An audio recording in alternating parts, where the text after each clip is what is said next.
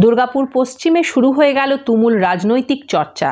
বিজেপির যুব নেতা সুজয় মুখোপাধ্যায় হঠাৎই ফেসবুকে লিখে ফেললেন, 2026-এর বিধানসভায় আমরা আবারও লক্ষণ ঘড়ুইকেই চাই।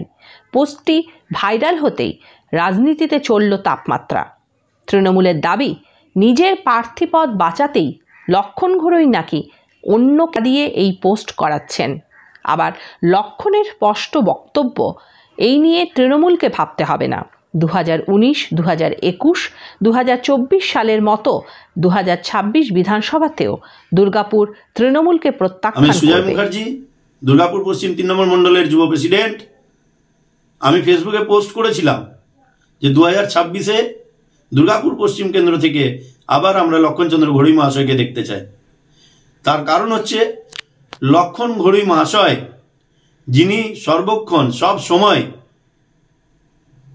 মানুষের পাশে, মানুষের সাথে থাকেন, সুখ দুঃখে মানুষের সঙ্গে থাকেন, যিনি এক কথায় ফোন করলে ফোন ধরেন, তাকে একবার ডাকা হলে মানুষের কাছে উনি পৌঁছে যান, এইরকম জনদরদী বিধায়ক দুর্গাপুর কখনো দেখেনি। আমি একটা কথাই বলতে চাই, আমাদের উচ্চ নেতৃত্বকে, লক্ষণদা ছাড়া দুর্গাপুর পশ্চিম বিধানসভায় কেউ জিততে পারবেন না। ওগুলো ওদের নিজস্ব গেম প্ল্যান।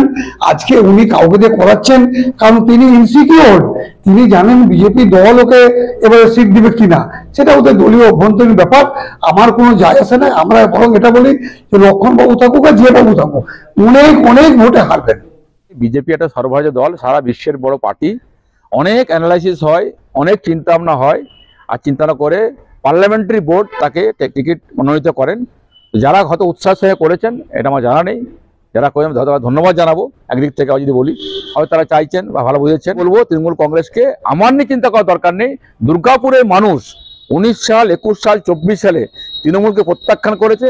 আজকে দুর্গাপুরের মানুষ বিজেপি স্বতঃস্ফূর্তভাবে জয়লাভ করেছে, আগামী দিনেও জয়লাভ করবে। আমি বলবো দুর্গাপুর না ভেবে বাংলা সামলান।